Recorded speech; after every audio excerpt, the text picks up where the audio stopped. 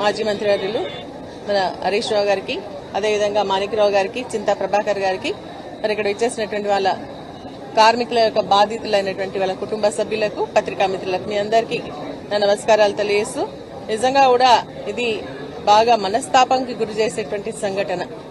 మరి నెల రోజులవుతుంది సిగాచి కంపెనీకి సంబంధించినటువంటి జరిగినటువంటి సంఘటన.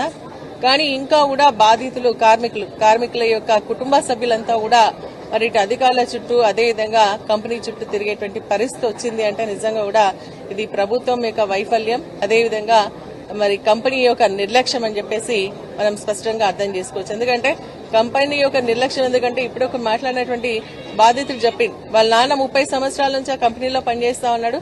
మరి ఇవన్నీ కూడా మిషన్స్ అన్ని కూడా చాలా ఓల్డ్ అయిపోయినాయి, దాన్ని రిపేర్ చేయాల్సినటువంటి మళ్ళీ తిరిగి ఇన్స్టాల్ చేయాల్సినటువంటి అవసరం ఉంది. కానీ అది చేయకపోవడం వల్ల చాలా మంది ప్రాణ నష్టం జరుగుతుంది అని పదే వాళ్ళ కుటుంబ సభ్యులతో చెప్పినా మరి ఆ కంపెనీ వాళ్ళు పట్టించుకోకపోవడం వల్ల, అదేవిధంగా ప్రభుత్వ వైఫల్యం.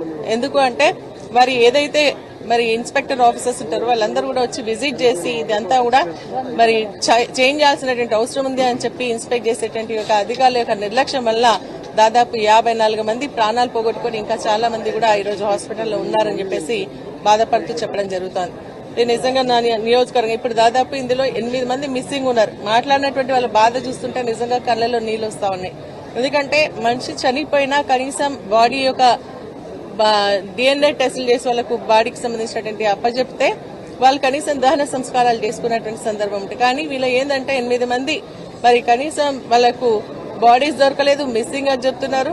వాళ్ళు దహన సంస్కారం ఎట్లా చేయాలా, కార్యక్రమాలు ఎట్లా చేసుకోవాలంటే ఇప్పుడు తను చెప్పినట్టుగా బాధపడుతూ అక్కడ ఉన్నటువంటి ఒక ఏదంటారు యాష్ ని తీసుకొని వచ్చి మరి వాళ్ళ దహన సంస్కారాలు చేసి అది మన నదిలో కలిపి కార్యక్రమాలు చేసుకున్నటువంటి పరిస్థితి. కరెక్ట్ ఈ రోజు మా నియోజకవర్గానికి సంబంధించినటువంటి ఎస్రవికి సంబంధించినటువంటి భార్య కూడా ఇక్కడికి రావాల్సినటువంటి పరిస్థితి ఉండే. కానీ ఈ రోజు ఏంటంటే తను పెట్టేటువంటి నెల మాస్కం పెడుతున్నారు, అందుకే ఇక్కడికి రాలేకపోయింది. నిజంగా కూడా హృదయ విదారకమైనటువంటి పరిస్థితి. ఎందుకంటే వీళ్ళకి సంబంధించినటువంటి ₹1 కోటి ఎక్స్గ్రేషన్ అంటున్నారు.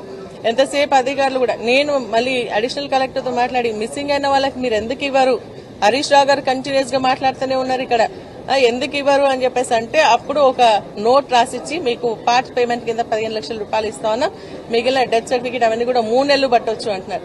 వాళ్ళకి ఇన్సూరెన్స్ ఉంది, ఇన్సూరెన్స్ చేసుకోవాలి. పాపం చాలా మంది ఇన్సూరెన్స్ చేసుకుంటారు.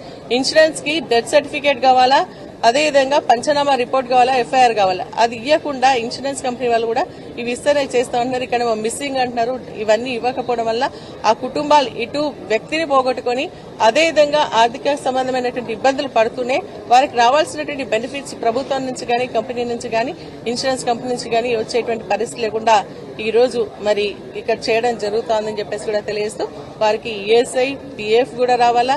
వాటికి కూడా ఏంటంటే డెత్ సర్టిఫికేటే ప్రమాణం కాబట్టి ఇమీడియట్ గా వాళ్ళందరూ చనిపోయిన కుటుంబాలకు మిస్ అయినటువంటి వాళ్ళందరూ కూడా మరి డెత్ సర్టిఫికేట్స్ ఇచ్చి పంచనామా రిపోర్ట్ ఇచ్చి ఇమీడియట్ గా ప్రాసెస్ చేసి వాళ్ళకి ఇవ్వాల్సినటువంటి ₹1 కోటి ఇమీడియట్ గా రిలీజ్ చేయాలని మేము ప్రభుత్వాన్ని డిమాండ్ చేస్తాం. అధికారులు కూడా మరి స్పందించాల్సినటువంటి అవసరం ఉందని చెప్పేసి తెలియజేస్తూ ఈ రోజు వాళ్ళు చెప్తారు నిజంగా కూడా ఎవరు ఆ రోజు అధికార పార్టీకి సంబంధించిన వాళ్ళు వచ్చి ఏదో మాట్లాడిండ్రు, చేతులు దులుపుకున్నారు. ప్రభుత్వంకి మరి ముఖ్యమంత్రి గారు వచ్చిండ్రు, అనౌన్స్ చేసిండ్రు, వెళ్ళిపోయింది. తర్వాత వాళ్ళ బాధ ఎవరు పట్టించుకోవాలి? ఈ రోజు బీఆర్ఎస్ పార్టీ ఆధ్వర్యంలో హరీష్ రావు గారు అదేవిధంగా ఇక్కడ స్థానికంగా ఉన్నటువంటి ఎమ్మెల్యే వీళ్ళంతా పట్టించుకొని వాళ్ళందరినీ కూడా ఒక చోటికి చేర్చి ఈ రోజు ప్రభుత్వం నుంచి రావాల్సినటువంటి పరిహారం ఇప్పించడానికి ప్రయత్నం చేస్తున్నారు.